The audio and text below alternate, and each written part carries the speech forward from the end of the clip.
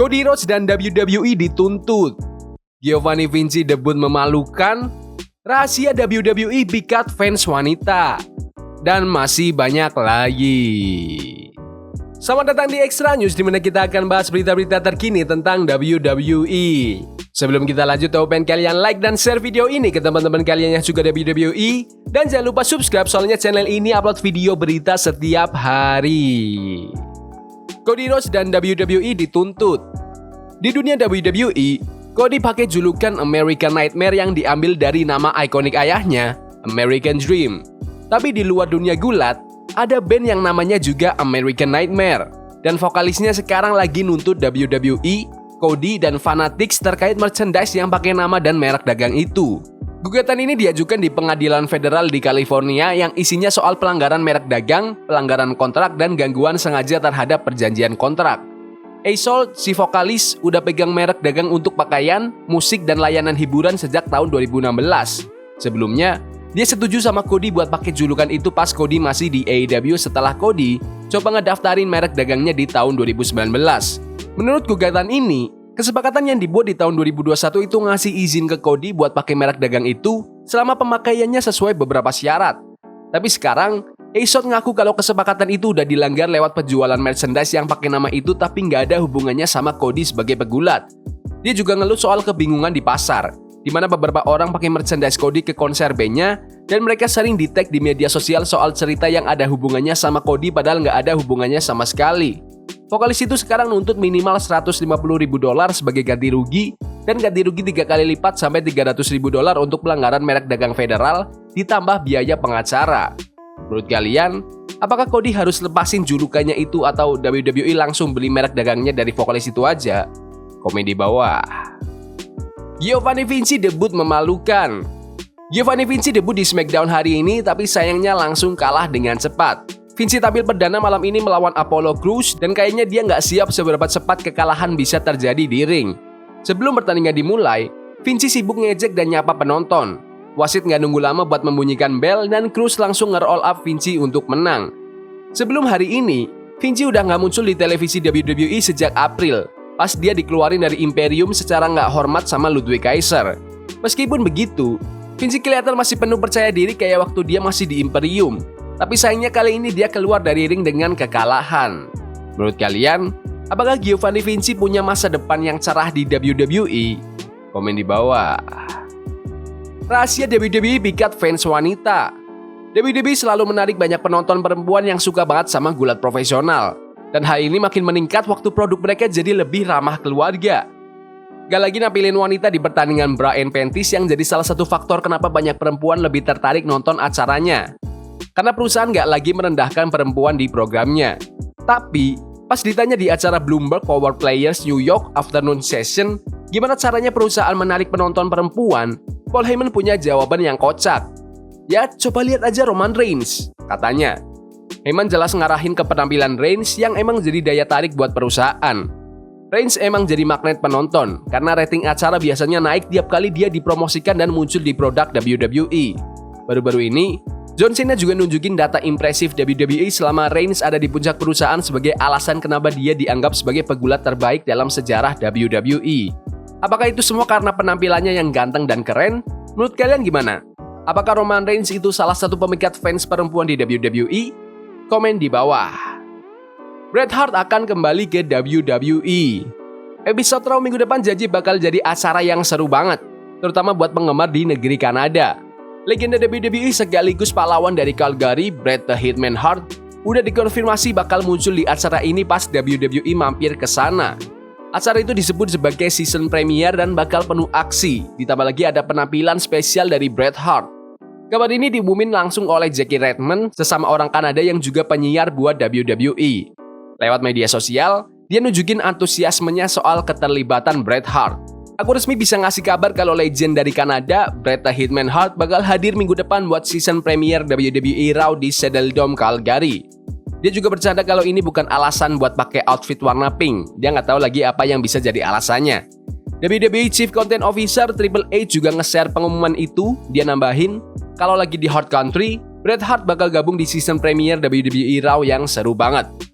Dia bilang juga kalau fans WWE nggak bakal mau ketinggalan acara ini.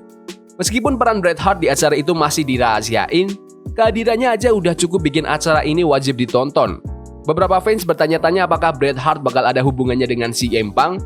Soalnya Punk penggemar berat dan sering pakai merchandise Bret atau menghormatinya lewat desain-desain kostum wrestlingnya. Ada juga rumor soal Natalya yang mungkin bakal balik dan keterlibatan Bret Hart bisa jadi ada hubungannya sama itu. Apakah kalian suka sama Bret Hart atau kalian nggak nonton dia di masanya? Komen di bawah. Kantor pusat WWE dijual. Ada banyak hal yang identik banget dengan WWE. Hal-hal yang langsung bikin fans inget sama promosi ini, entah itu logonya, bintang legendarisnya, atau bahkan sesederhana kursi yang di bawah ring. Buat fans di usia tertentu, foto gedung kantor random di Stamford, Connecticut aja udah cukup buat bikin mereka inget WWE. Ya, logo WWE di atapnya emang membantu. Tapi meskipun logonya dihapus, jutaan orang di seluruh dunia pasti masih langsung tahu kalau itu kantor pusat WWE. Tapi, gedung itu bukan kantor pusat WWE lagi. Perusahaan udah pindah ke gedung baru di dekat situ tahun 2023. Dan sekarang markas lama mereka yang dikenal dengan nama Titan Towers udah kosong. Tapi nggak harus tetap kosong kok. Ada listing di website Newmark Properties yang dilihat oleh City Insider. Mengungkap kalau gedung yang jadi markas WWE selama lebih dari 30 tahun ini dijual. Penawaran udah dibuka sekarang dan kabar terbaiknya, logo WWE masih ada di tempatnya. Meskipun di listing itu nggak ada harga yang diminta, cuma ditulis tergantung penawaran. Kalian harus siapin duit banyak kalau mau jadi pemilik baru Titan Towers. Menurut Sports Illustrated, kantor lama WWE itu dinilai seharga 18 juta dolar atau sekitar 280 miliar rupiah di tahun 2023. Jadi kalau ada yang mau nawar, harus di atas harga itu biar serius dipertimbangkan. Tapi kalian bakal dapat lebih dari sekedar gedung kosong yang penuh dengan tempat-tempat di mana momen ikonik WWE pernah terjadi. Menurut listing Newmark, gedung itu luasnya lebih dari 90.000 kaki persegi dan punya 300 tempat parkir. Gymnya masih ada, mungkin yang sama di mana Vince McMahon dan yang lain sering latihan. Begitu juga dengan kafetarianya. Kalau kalian pernah dengar WWE Superstar cerita tentang nongkrong di catering pas lagi ketemu Vince McMahon, nah ini dia kafetaria yang dimaksud. Gedung ini juga jadi tempat syuting iklan Super Bowl ikonik WWE di tahun 1999 dan tempat Baron Corbin ngelempar Rey Mysterio dan Aleister Black dari atap pas Money in the Bank. Live dengan nama semua Hall of Famer mungkin juga masih ada di sana. Walaupun seru banget ngebayangin ada fans atau grup fans yang punya banyak uang beli gedung ini dan bikin sesuatu yang spesial, kita semua tahu gedung ini mungkin bakal dibeli perusahaan yang butuh markas atau kantor di Stamford. Kemungkinan besar pemilik baru bakal ngebagi-bagi gedung ini jadi beberapa bagian dan dijual ke berbagai perusahaan. Hal pertama yang bakal mereka lakukan pastinya ngeganti logo WWE itu. Tapi kita yang tahu, pasti nggak akan pernah lupa. Kalau kalian punya uangnya, kalian minat beli gedung pusat WWE atau enggak nih? Komen di bawah. Hulk Hogan ngefans berat sama CM Punk. Hulk Hogan biasanya nggak sungkan buat ngungkapin pendapatnya tentang pegulat lain, tapi baru-baru ini legenda WWE itu kasih komentar positif tentang CM Punk. Punk adalah salah satu pegulat terbaik di era modern. Dengan karir yang udah lama di level tertinggi, sesuatu yang nggak banyak orang bisa alamin, tapi Hogan adalah salah satu orang yang juga ada di level itu. Legenda gulat yang jadi wajah WWE dan WCW selama bertahun-tahun ini ngobrol sama Sports Gida soal Punk dan ngaku kalau dia fans berat dari CM Punk. Aku cuma berharap dia tetap sehat. Aku belum pernah ketemu dia. Aku kelewatan momen itu waktu aku balik buat salah satu episode Raw. Waktu itu aku masih setengah sadar, habis terbang dari LA bareng Rob Van Dam. CM Punk ternyata ada di sana, dan itu satu-satunya kesempatan aku bisa ketemu dia. Aku fans berat dia.